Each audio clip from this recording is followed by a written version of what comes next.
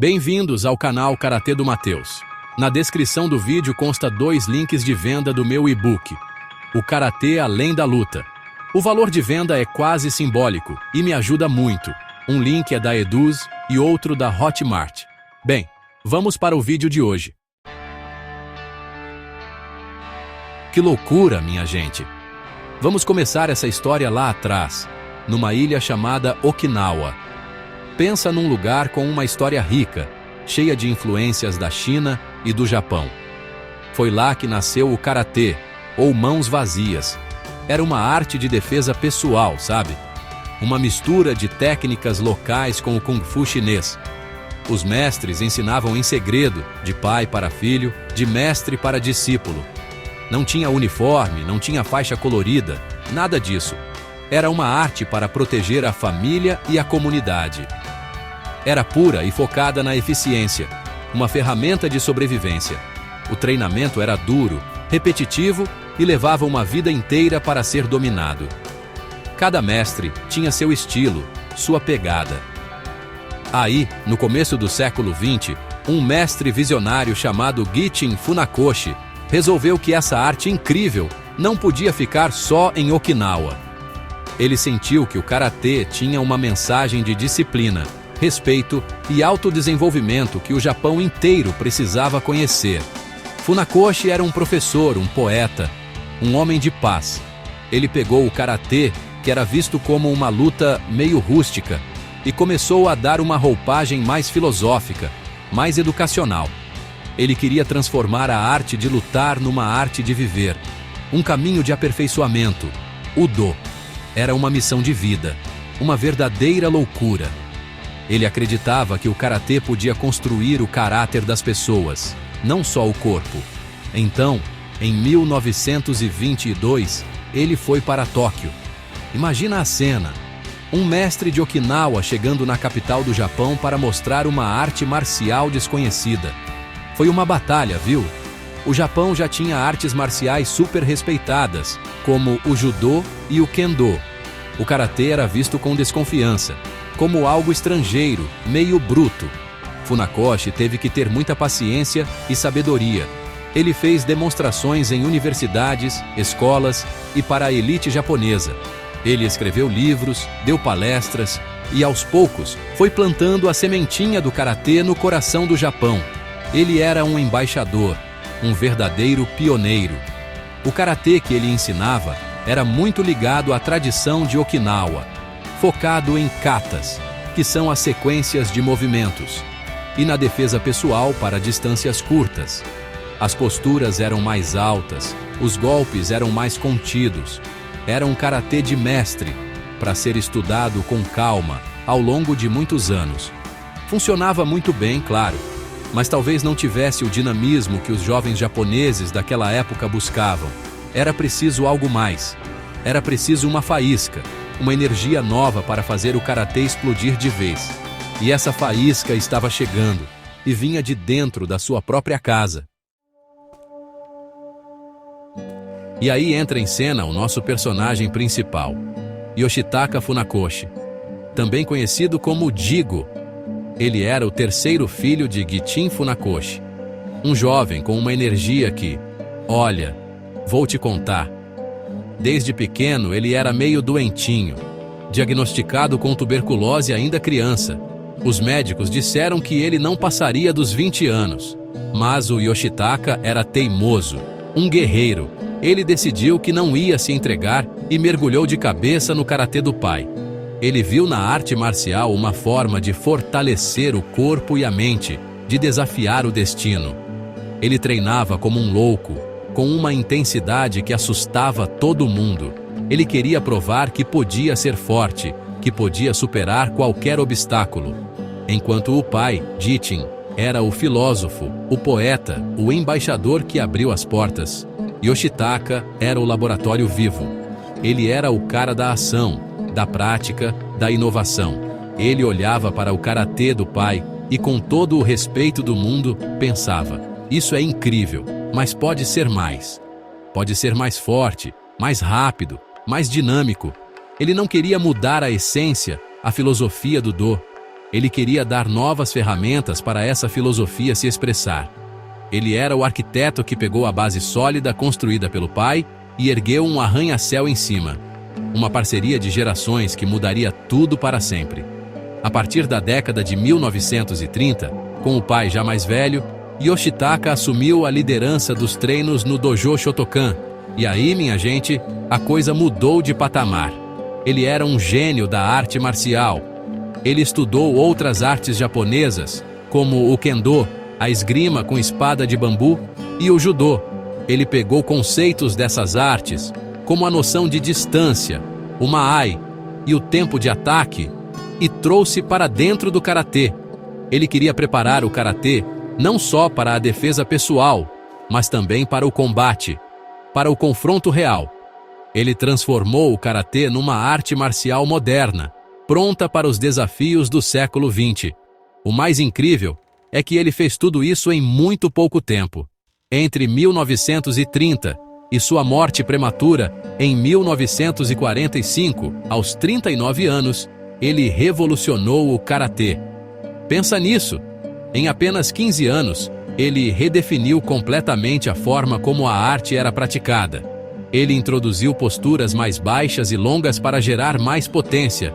Ele desenvolveu chutes mais altos e dinâmicos. Ele criou novas técnicas e modificou os katas para refletir essa nova abordagem. Ele foi um cometa que passou rápido, mas deixou um rastro de luz que ilumina o karatê até hoje. Um verdadeiro visionário. Vamos falar das mudanças na prática, que foram uma loucura. Yoshitaka olhou para o treino e pensou: precisamos de mais energia aqui. Ele introduziu o conceito de Kihon, que é o treino dos fundamentos, mas não era só repetir o movimento. Era fazer com força total, com velocidade máxima, com o Kiai, o grito, vindo da alma. Ele queria que cada soco, cada defesa, cada chute fosse executado como se sua vida dependesse daquilo. Ele dizia que era preciso matar o adversário com um único golpe, o Iken Hisatsu. Era uma mentalidade de entrega total, de buscar a perfeição em cada movimento. O treino virou uma explosão de energia. Uma das maiores revoluções foi nas posturas. O karatê de Okinawa usava bases mais altas, mais naturais. Yoshitaka introduziu posturas como o Zenkutsu-dachi, base avançada, e o Kokutsu-dachi, base recuada, de uma forma muito mais baixa e longa. Por quê? Pura física, minha gente. Uma base mais baixa deixa seu centro de gravidade mais estável e permite que você use a força do chão, girando o quadril, para gerar uma potência absurda nos golpes. O soco não vinha mais só do braço, vinha do corpo inteiro. Ele também criou o Gyakuzuki, o soco com o braço contrário à perna da frente. Hoje parece básico, mas na época foi uma inovação gigantesca que deu muito mais alcance e poder aos ataques. E os chutes? Antes, os chutes eram geralmente baixos, na altura da canela ou do joelho. Eram práticos para a defesa pessoal na rua. Yoshitaka pensou: por que não chutar mais alto? Ele desenvolveu técnicas como o Mawashi-geri, o chute circular, o Yoko-geri, chute lateral, e o Ushiro-geri, chute para trás, na altura do tronco e da cabeça. Isso não só aumentou o arsenal do karateka, mas também exigiu um preparo físico muito maior, mais flexibilidade, mais força. O karatê ficou mais atlético, mais espetacular. Ele transformou os praticantes em verdadeiros atletas de alta performance. Além da técnica, ele mudou a forma de treinar o combate. Ele criou o Gohon Kumite, luta combinada de 5 passos, e o Jiyu Ippon Kumite, luta semilivre de 1 passo. Isso ensinava ao aluno a ter noção de distância, de tempo e de aplicação das técnicas contra um adversário real. E ele foi o pioneiro do Jiyu Kumite, a luta livre, que era algo impensável no karatê tradicional. Era perigoso, era intenso, mas era necessário para testar de verdade as habilidades dos alunos. Ele não teve medo de quebrar paradigmas para fazer o karatê evoluir. Ele foi o arquiteto do karatê de combate que conhecemos hoje. Com todas essas inovações, O karatê Shotokan ficou diferente. Ficou mais japonês. As posturas baixas e longas, os movimentos fortes e explosivos, a disciplina rígida. Tudo isso lembrava o espírito do Budo, o caminho do guerreiro japonês. Isso foi fundamental, gente. Ajudou o karatê a ser finalmente aceito pela elite das artes marciais do Japão. Quando Yoshitaka e seus alunos faziam demonstrações públicas, não era mais uma curiosidade de Okinawa. Era uma demonstração de poder, de disciplina e de espírito que impressionava a todos. Eles mostravam uma arte marcial que podia estar lado a lado com o judô e o kendo. Yoshitaka entendia que, para ser respeitado, o karatê precisava ser visto como uma arte marcial séria e organizada. Ele ajudou a formalizar o sistema de graduação por faixas, o famoso Kyuidan, inspirado no judô de Jigoro Kano. Isso deu aos alunos um caminho claro de progresso, metas a serem alcançadas. Criou uma estrutura pedagógica que permitia ensinar o karatê em larga escala, em universidades e escolas. Ele transformou uma arte de mestre-discípulo em um sistema que podia ser ensinado para centenas, milhares de pessoas. Foi um passo gigante para a popularização do karatê. Ele deu ao karatê a cara de uma instituição. A influência dele foi tão grande que o karatê começou a ser adotado por instituições militares e universidades de prestígio. Os jovens japoneses, cheios de nacionalismo e buscando formas de se fortalecer, viram no karatê de Yoshitaka o caminho ideal. Era fisicamente desafiador, mentalmente exigente e visualmente impressionante. As demonstrações lideradas por ele eram eventos. Imagina a cena. Um grupo de karatecas se movendo em perfeita sincronia, com uma energia que parecia que ia quebrar o chão. Isso conquistou o respeito e a admiração do público japonês de uma vez por todas. Ele deu ao karatê um status que o pai dele sonhava. Pensa no impacto disso. Ao tornar o karatê mais japonês, Yoshitaka não apagou suas raízes de Okinawa. Pelo contrário, ele garantiu sua sobrevivência e seu crescimento. Ele construiu uma ponte entre a tradição de Okinawa e a modernidade do Japão. Sem essa adaptação, talvez o karatê tivesse ficado como uma arte regional, uma curiosidade histórica. Mas, graças à sua visão e à sua coragem de inovar, o karatê ganhou o passaporte para conquistar primeiro o Japão e depois o mundo inteiro. Ele preparou o terreno para a explosão global que viria depois da guerra. Uma das conexões mais importantes da vida de Yoshitaka foi com um de seus alunos mais dedicados, Masatoshi Nakayama. Nakayama viu de perto a revolução que Yoshitaka estava promovendo. Ele absorveu cada ensinamento, cada nova técnica, cada pedaço daquela filosofia de treino intenso. Quando Yoshitaka morreu em 1945, o karatê Shotokan perdeu seu grande motor criativo. Foi um baque enorme. Mas a semente que ele plantou na mente de alunos como Nakayama estava pronta para germinar.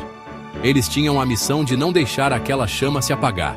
Depois da Segunda Guerra Mundial, foram esses alunos, liderados por Nakayama, que fundaram a Japan Karate Association, a famosa JKA, em 1949. A JKA se tornou a organização que levou o karatê Shotokan para o mundo. E qual era a base técnica e filosófica da JKA? Era exatamente o karatê de Yoshitaka Funakoshi, o treino de Kihon, Kata e Kumite, as posturas baixas, os chutes altos, a busca pelo golpe definitivo. Tudo isso foi sistematizado e ensinado pelos instrutores da JKA que viajaram pelo planeta. O karatê que chegou ao Brasil, aos Estados Unidos, à Europa, era o karatê de Yoshitaka. Por muito tempo, a história não fez justiça a Yoshitaka.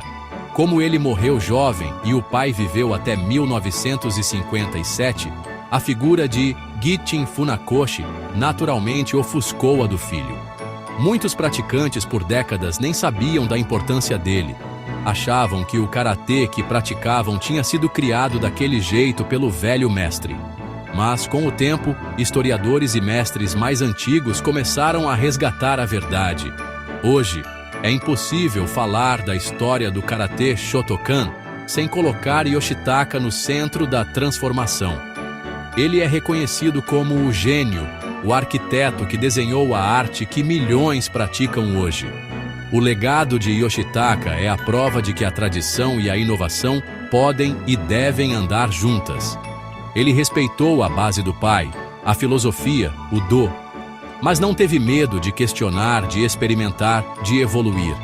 Ele nos ensinou que uma arte marcial, para se manter viva, precisa se adaptar aos novos tempos, sem perder sua alma. O karatê que você vê hoje numa academia, com toda a sua dinâmica, potência e atleticismo, tem o DNA de Yoshitaka Funakoshi em cada movimento. Ele foi o cometa que iluminou o caminho, e sua luz continua a guiar gerações de karatecas no mundo todo. Que história, minha gente! Uma loucura! Uma loucura!